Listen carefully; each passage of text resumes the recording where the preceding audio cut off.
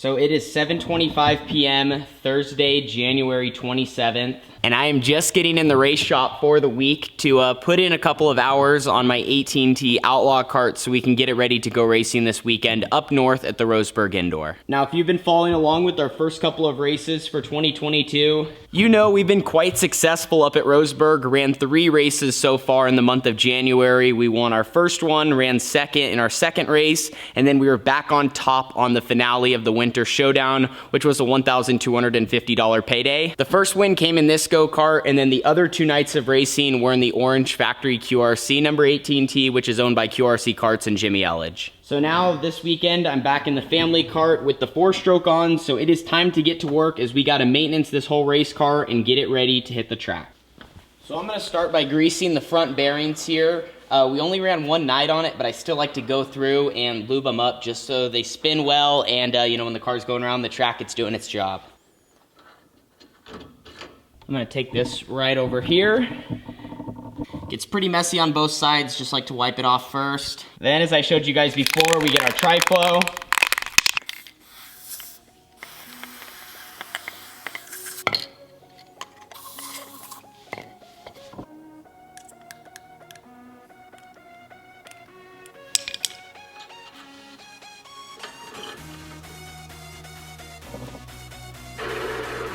Look at how nice that thing spins. Now you pretty much just repeat that process that we did on the right side to the left.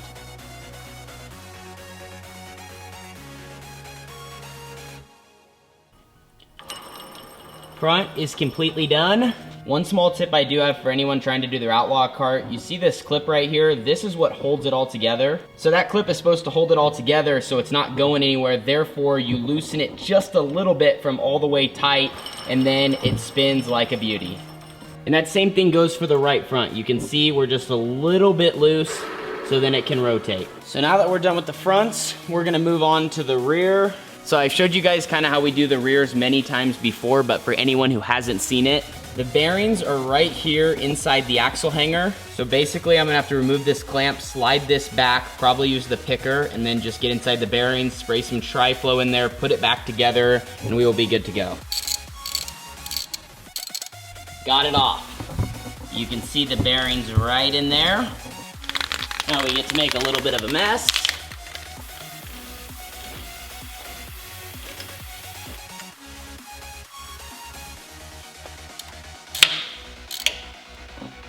Now though, to do the left side, spin the go-kart this way.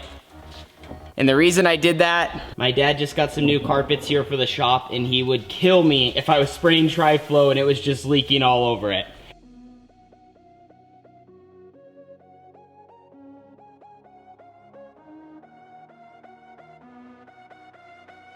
Cross that off the list of things to do. Fun fact about me, I'm a list guy. You can see I just wrote down some simple notes on things I need to do on the race car, even though I've done this several times. That's just how I navigate through life. No matter what I do, try to jot notes down. Otherwise, I will forget even the littlest things if it's a part of my routine. Gonna do the chain real quick. Doesn't take much. Should be good. So the next thing on our list is not normally something that we want to have to do in between race weekends, but it did come up. When I was washing the 18T, I noticed that the fuel tank was cracked, and that is something that needs to be addressed right away because it's not necessarily something we can fix right here in the shop. So let's go back about 2 weeks ago to when we discovered the fuel tank, had to pull it out, and had to repair it.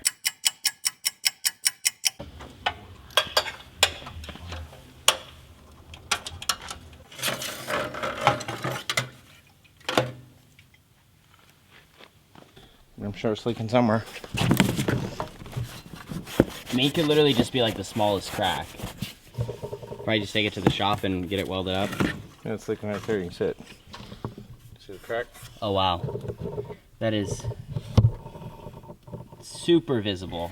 It really doesn't take much with the fuel tanks on the Outlaw karts. I mean, especially with the CR500, they vibrate so bad. And the tank is just on the floor pan here, so it's constantly moving around, going through bumps. So it is pretty safe to say that the tanks are under extreme amounts of pressure throughout the race season and as we're ripping at high speeds around the track. So we're gonna weld this one up, see how long it lasts moving forward, and hopefully we don't have any problems, you know, the rest of the winter season with it. And also, one funny thing I wanted to add in this video, on that same exact day, since we weren't racing that weekend, it was Chili Bowl Saturday. We were going through and cleaning some of the items we had here in our garage, and we were finally throwing out some of the stuff my dad had hoarded in here for years. Well, it was a weekend of cleaning at the THR shop.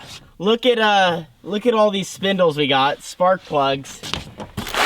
Is anybody else's dad kind of a hoarder of race car parts? Why'd you keep all this stuff? I mean, most of these are bent. Never know when you're gonna need something.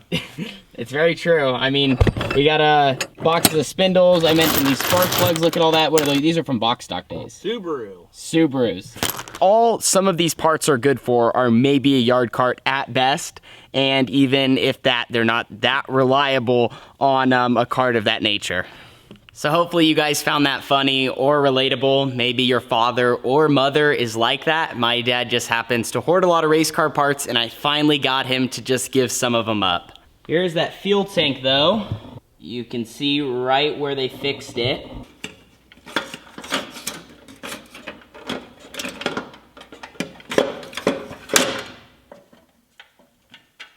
Well, the fuel tank was kind of being a pain there for a second. I think it should be pretty close to good to go now. I just got it all tightened down. You can see we got an Allen right there, 2 in the back. It's just sometimes really hard to get tools down in there, and you want to make sure you obviously get the fuel tank as tight as possible. So that's sometimes where the struggle comes in, especially the one Allen that's right here underneath the steering column. That is a challenge every single time I do it, but I think we got it all in the right spot, and now we're just gonna have to hook everything up here soon.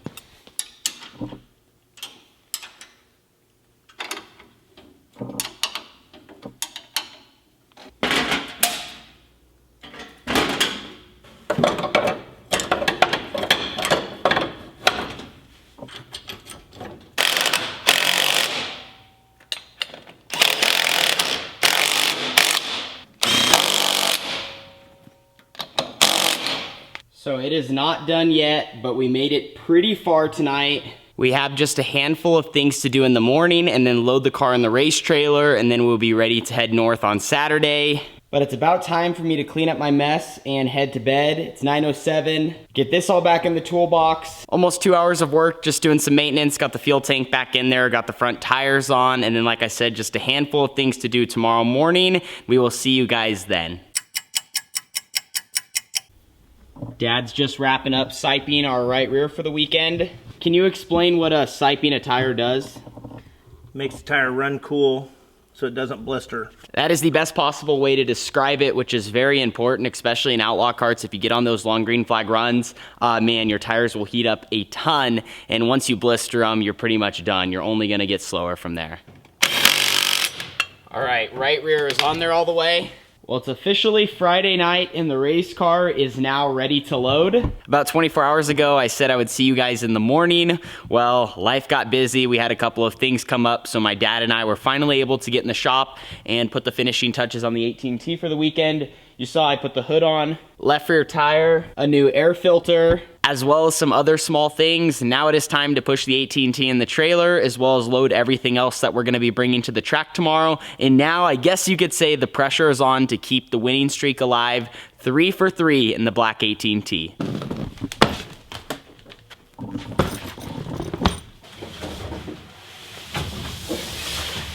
So we don't have much, but we have just enough to hit the track tomorrow. As always, a big smile on my face because I just love racing. It doesn't matter what it is, wing sprint cars, outlaw karts, you could put me on a lawnmower. I just love competition. And then also on top of that, you know, outlaw kart racing has been a huge part of my life. And I've been doing it a very long time, and I've been in the open class probably the last 5 to 7 years, but I've never felt as good as I do now behind the wheel. There's just something that is clicking, whether it's been up at the the Roseburg Indoor, whether it's been at the Red Bluff Outlaws. And I just feel comfortable and confident. So like I said, just excited to get back racing this weekend and really trying to take advantage of all the speed we've had to try to pick up another win. There's only one last thing I feel like we need to do in this video,